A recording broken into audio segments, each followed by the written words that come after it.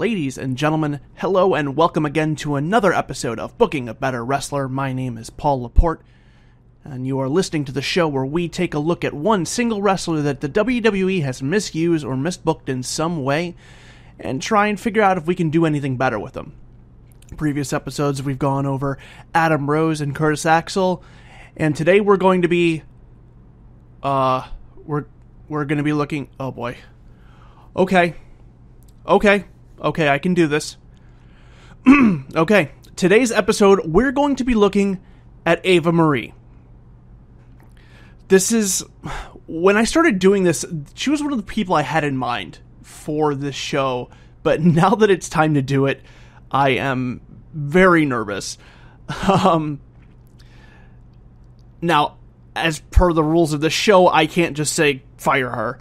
Which honestly, if we're being 100% sincere, she probably should have been let go some time ago at this point, but we can't do that here. We have to figure out a way to take Eva Marie and make her better. Make her into something, some sort of entertaining character, and I think I can do it. I really think I can do this. Alright, here we go.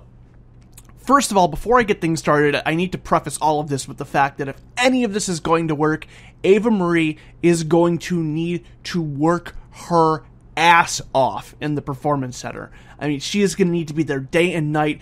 No one expects her to turn into Minami Toyota, but she's got to be able to wrestle a decent match and cut a decent promo for any of this to work. So it's going to require a ton of commitment on her part, and if she's not willing to do that commitment, then that's the point where you cut bait and let her go. But let's go ahead and go under the assumption that she is willing to do this, that she actually wants to get better at her job, that she gets paid a lot of money to do, and that she wants to become a better character and somebody that fans actually want to see, and not boo because they don't want her on television, but boo because that's appropriate for her character. Alright, here we go.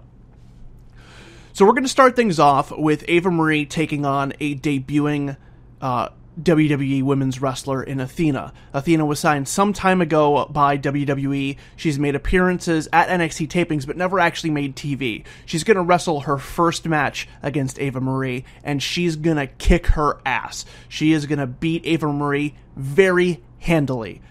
No offense by Eva Marie whatsoever. Athena is just going to run the table with her. Afterwards, instead of just cutting to another segment or going to the back, after Athena's gone, we're going to have Eva Marie cut a promo in the ring, basically just commenting to the fans about how they all hate her and just kind of taunting them in that way. And she says that she swears that she is going to do the one thing that they will hate the most. She is going to make them respect her. And then she leaves.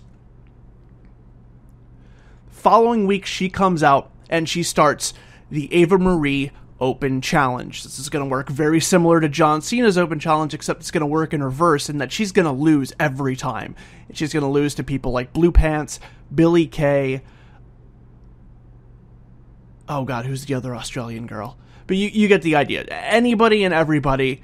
Peyton Royce. Billie Kay, Peyton Royce. She is going to lose to everybody. And every time she loses, she's going to come back the next week and do the same thing. But each time she comes out, every time she loses, part of the quote-unquote Eva Marie brand, the Eva Marie persona, falls away.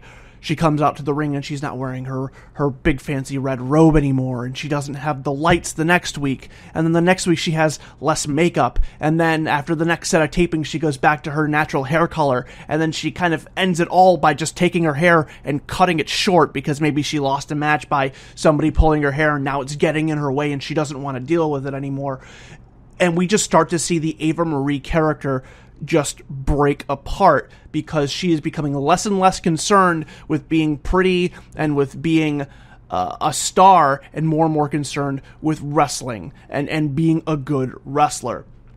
And we're going to actually use Total Divas, the blight of women's wrestling, as a way to continue to further this story. So on that show, we're going to see Eva Marie go through these changes, and she's going to be able to talk a little bit more in depth about them and talk with the other women on the show about how she's more dedicated, how she's more interested in wrestling. She cares less about photo shoots. They always show her at the Performance Center. She's asking the other women on the show, like Natty and Paige, for training advice.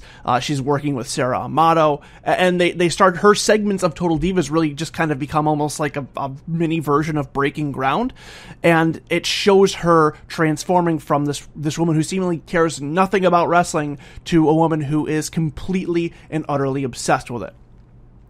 So she goes through this transformation, and then she comes out for her last open challenge. Now, we don't know it's going to be her last open challenge, but it's going to be, and it's going to be answered by Asuka.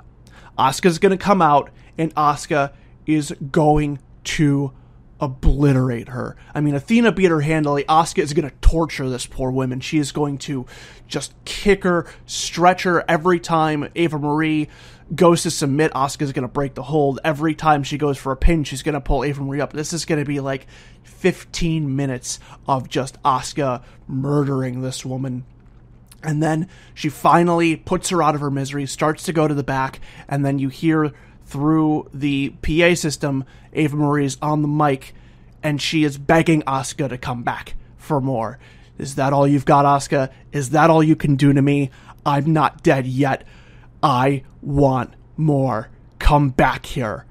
Asuka happily obliges. She comes back, beats on her some more. She starts to walk away. Eva grabs the mic again. No, we're not done. Get back here. Get back here right now. And it has this moment that's very similar to Tommy Dreamer and the Sandman, where the Sandman, but prior to this, Tommy Dreamer was known as kind of a pretty boy, had this weird kind of gimmick that was not getting over with the ECW crowd at all, until Sandman won a match where he got to cane Tommy Dreamer, I think it was 10 times or something like that. Maybe it was 5.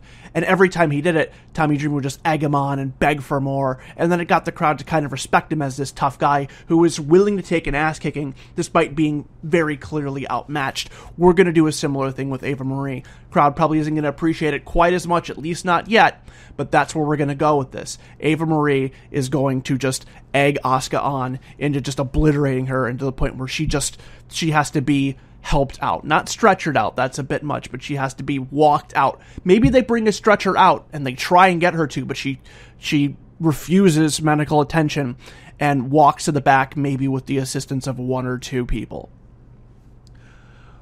All right, after this, we go a round of tapings, and we see nothing of Eva Marie. She has vanished. She is healing her wounds from what happened with Asuka. And then she comes back. When she comes back without the red hair. It's all gone. Her natural hair color's back. And she is wearing plain, flat, black gear, very similar to what you'll see young boys wearing in New Japan. When she's asked about this, she comments that she is starting from the ground up. She is starting from the most basic level, and she is going to work her way to the top, and she is going to become the best wrestler in NXT someday. So begins the part of Eva Marie's redemption journey. She goes on having matches with women. Sometimes she wins, sometimes she loses, but she's always at least competitive, and it's always at least fairly close when she has them. She's not going against the top tier, but she's going against the lower tier and the mid tier, and she's having competitive matches week in and week out.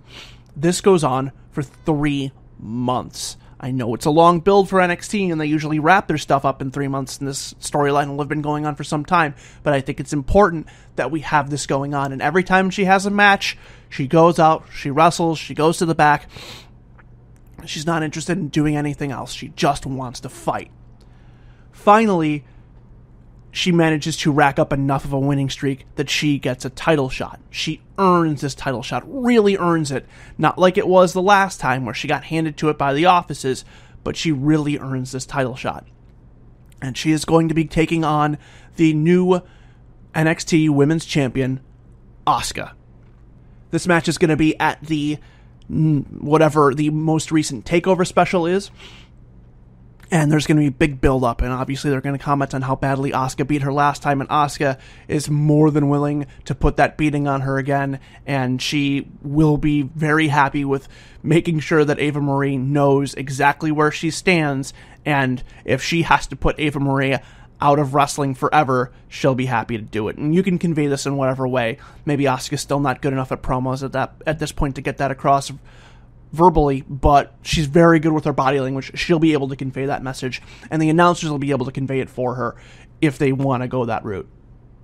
So TakeOver comes, and the two have a very hard-fought match. It is grueling. It is very similar to Asuka and Emma at the London show, maybe even more so if Eva Marie can pull it off. If not, if she's still not that good at that point, oh God, I hope she is. But if she's not good enough to have a really competitive match, it's at least going to be Asuka just putting a lot of damage on her and Eva Marie doing her best to avoid it, and maybe getting a surprise roll-up here and there and very nearly getting the edge on Asuka, or hitting her with one or two big things that Asuka isn't expecting and almost takes her out of the fight. But nonetheless, Asuka prevails. After the match, Asuka looks at the ring. She doesn't give a look of respect, more of a look of disbelief, like, how did that just happen? And then walks to the back. Once she's done, Eva Marie stays in the ring and she gets on the microphone. Now, hopefully by this point, the fans have at least grown to respect her a bit more and aren't booing her out of the building at this point. And she grabs the microphone and cuts a heartfelt promo. She thanks the fans for forcing her to change and improve. She tells the fans from the bottom of her heart that she hates their guts. She remembers the things that they said, how awful they were to her, and she, with her newfound skill set and her newfound ability to wrestle, is going to shove their words back down their throats each and every time she gets a win over one of their beloved wrestlers. And when she finally does manage to get that NXT Women's title, she is going to shove it in everybody's face that she has this now and that they have to respect her. Because after all, Eva Marie is going to be the best as a heel. Plucky babyface just isn't going to work. And I think if she takes the long road and gets fans to actually like her, and then takes their adulation and pisses on it and just says, screw you, you weren't here for me when I was trying to do this, so I don't want you now that I've made it. And she's going to continue on to be one of the top heels in NXT, but not as the vain character. She is just going to be a hard fighter, somebody who has a chip on their shoulder, very similar to a Kevin Owens, somebody who just dislikes the crowd and fights just to make them unhappy. So that's going to wrap it up. That's what I've got for Eva Marie. I hope you enjoyed it. This was definitely a tougher episode to do than some of the other ones. If you want to go back and listen to those, you can check them out on YouTube. You can just search for Changing the Questions on there. We also have all of the episodes of our regular show, Changing the Questions, which is every Tuesday and Thursday. Booking a Better Wrestler is every Wednesday and Friday. If you guys want to leave any feedback, be sure to send us an email. You can email us at changingthequestions@gmail.com. You can look us up on Twitter at ChangingTheQs, which is at ChangingTheQS. You can also look us up on Facebook, or again, the aforementioned YouTube page. If you're listening on iTunes, be sure to leave us a nice 5-star review, maybe say a few nice things. And that's going to wrap it up. Hope you enjoyed this episode. We'll see you again soon. Bye-bye.